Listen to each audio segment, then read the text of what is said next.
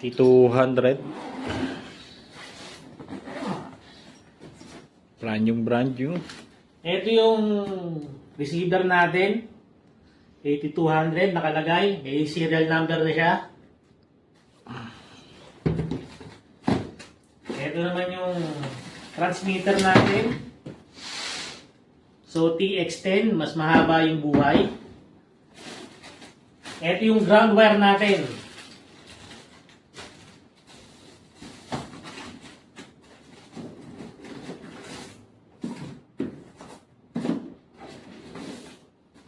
Nasa yung ano natin? Kami ground. Dito sa Riyata sa loob. Okay. Ito yung pang-ground natin sa kabilang dulo. Kabilang segment. Ito yung pang-ground natin. So, Kulay sabi dilaw. nga natin, mas malalim, mas maganda. So, kung magagawa natin magpagawa ng mas mahaba pa, mas maganda siya.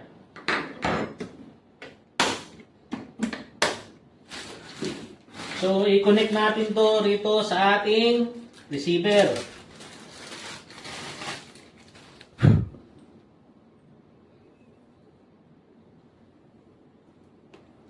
So magpa-pilot testing tayo kung paano magpa-gana.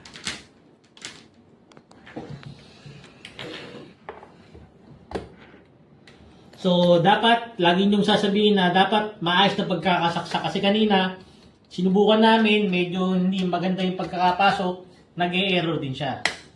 Okay? So testingin natin dito.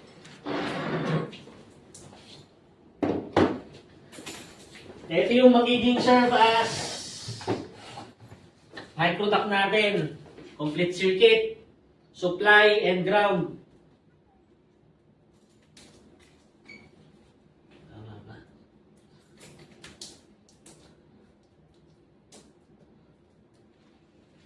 Yan pa. Okay.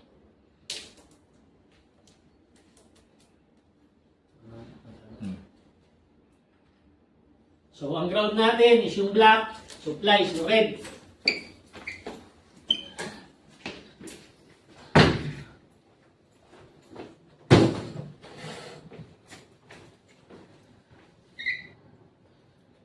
So, ang sabi nga nung supplier, the lower the frequency, the better. So, commonly, ang ginagamit natin sa site is 33 kHz. So, ang available natin dito, buksan natin to.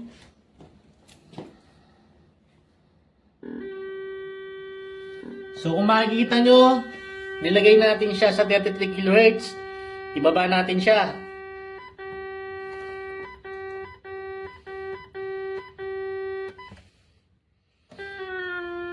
$256 Hz. Ito yung senyalis niya. 256. Okay. Ngayon, set up naman natin si receiver.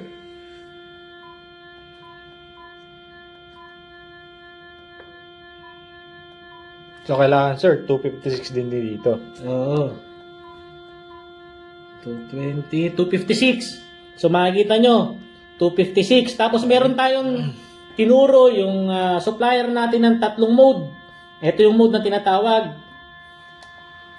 Peak mode, kung saan makikita nyo rito kung nasa peak na ba siya.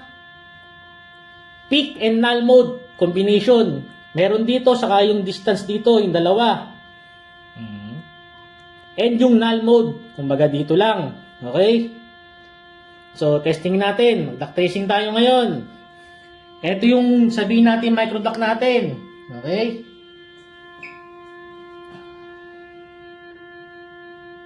Ilagay natin sa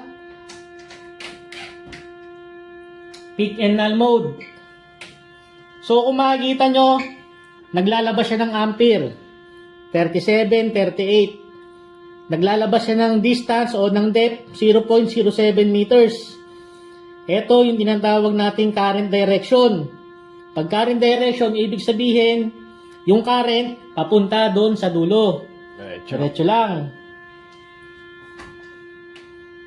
Pag nilabas natin dito, lalabas dito, tinutulak niya. Mahina yung peak natin, tapos nagsasign sa rito. Pero pag Mali. in-straight natin, sakto, lumalabas 43 milliampere, 0.08 ang depth. Usually, napansin ko sa site, ang nakikita kong milliampere sa kanila is 0.2, 0.1, 0.4, which is I think mali. Ha? Pero sabi nga nung supplier, 50 and above, maganda. 50 and below, medyo pangit na. So, ang kalalabasan mo dyan, either mag-increase ka ng frequency or what. So, testing tayo. Pag tinaas mo yan, kunin natin yung depth. 0.03 ang depth. 48 ampere. Pag tinaas mo rito, 0.13 ang depth. 23.7 milliampere. Ang current direction, papunta. Pag niliko mo rito, sabi ng null mode, i-adjust. Pati yung direction, i-adjust. Pag tumama rito, ibig sabihin, ito na yung pinakamalaki niya, 36.4, 36.7, 35. Meron tayong 30.9 milliampere. Ang depth niya, 0.10 meters. Okay? Current direction, going in front. So, yun lang. If any may question pa, tawag lang.